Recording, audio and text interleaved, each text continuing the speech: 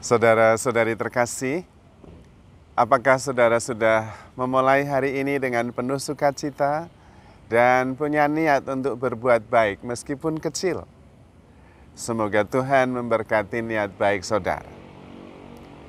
Dalam latihan rohani, keutamaan kerendahan hati itu sangat penting. Karena dari keutamaan itu dibangun keutamaan-keutamaan yang lain. Kalau keutamaan kerendahan hati tidak menjadi dasar, maka keutamaan-keutamaan yang lain tidak bisa dibangun atasnya. Karena itu kita tidak bisa bertumbuh dalam hidup rohani kalau dasar keutamaan kerendahan hati tidak cukup kokoh. Namun memang tidak mudah melatih kerendahan hati. Kerendahan hati sebetulnya adalah byproduct dari sebuah kesadaran yang mengarahkan kita untuk terus-menerus menyadari bahwa sebetulnya segala yang kita terima itu adalah anugerah. Maka sebetulnya latihannya adalah ajara kontra dari anugerah segalanya itu. Maksudnya adalah menyadari bahwa sebetulnya saya tidak mempunyai hak apapun. Semuanya adalah anugerah. Kalau semuanya disadari sebagai pemberian, maka kemudian sikap dasar kita adalah rasa syukur, menyambutnya dengan antusias. Dan dengan demikian ada kerendahan hati bahwa sebetulnya saya menerima segalanya dari kemurahan hati Tuhan. Dan kenyataannya memang begitu. Kalau kita mempunyai hak, satu-satunya hak adalah kita itu berhak dihukum. Karena satu-satunya yang berasal dari kita adalah dosa kita. Yang lainnya berasal dari Tuhan. Kita lahir tidak punya modal apa-apa, tidak invest apa-apa, lahir begitu saja, hidup, punya orang tua, memperhatikan kita 9 bulan di dalam rahim, kemudian bertahun-tahun sejak kecil, ketika kita tidak bisa buat apa-apa, lalu menjadi besar terus diperhatikan. Ada yang sampai 18 tahun, ada yang sampai 21 tahun, masih diperhatikan orang tuanya. Karena itu sebetulnya segalanya adalah anugerah. Dan kalau segalanya anugerah, kemudian ada kerendahan hati dan kesadaran bahwa dia tidak menuntut apapun dalam hidup ini, karena sebetulnya dia tidak punya hak apa-apa untuk menuntut apa-apa. Namun seringkali kita keliru. Seolah-olah kita ini punya hak macam-macam. Saya berhak mendapatkan perhatian dari orang tua. Tidak ada hak itu. Itu adalah tindakan kasih bebas dari orang tua. Orang tua bisa kok melahirkan terus tinggal pergi, banyak itu. Kita sering mendengar berita ditemukan anak di pinggir jalan atau di tempat sampah. Kalau orang tua memperhatikan itu bukan hak kita, tetapi tindakan cinta orang tua. Sehingga kita tidak berhak menuntut apapun, tetapi mensyukurinya.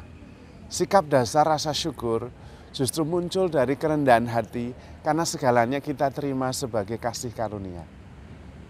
Nah, kalau kita mempunyai dasar seperti itu, hidup kita menjadi lebih ringan, penuh syukur, dan antusiasme. Sikap kita terhadap peristiwa juga positif. Karena memang setiap peristiwa selalu baru, tidak pernah sama. Dan setiap peristiwa yang kita alami adalah anugerah yang tanpa batas. Apapun itu. Bahwa kita mengalaminya, itu pasti ada campur tangan Tuhan di belakangnya. Baik atau buruk itu penilaian kita sendiri. Justru sikap dasar kita yang menentukan baik atau buruk.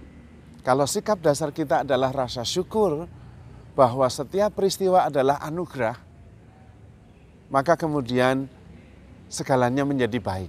Segalanya adalah mujizat. Dan itulah the miracle of experience. Semuanya kita alami karena kita begitu dikasihi Tuhan sehingga kita mengalaminya. Orang jahat kita alami sebagai peringatan, pelajaran supaya kita jangan seperti dia. Orang baik kita alami sebagai berkat yang meneguhkan. Dan karena itu baik buruk tidak masalah. Karena sebetulnya baik buruk adalah penilaian pikiran kita. Namun kalau kita mempunyai sikap dasar rasa syukur bahwa segalanya anugerah, maka hidup jauh lebih menakjubkan. Setiap peristiwa begitu penuh dengan mujizat. Dan kita antusias mengalaminya, mensyukurinya sebagai anugerah. Baik dan buruk tergantung kita menilainya.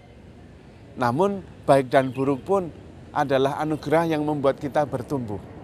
Kalau prinsip kita bertumbuh terus-menerus, semuanya baik.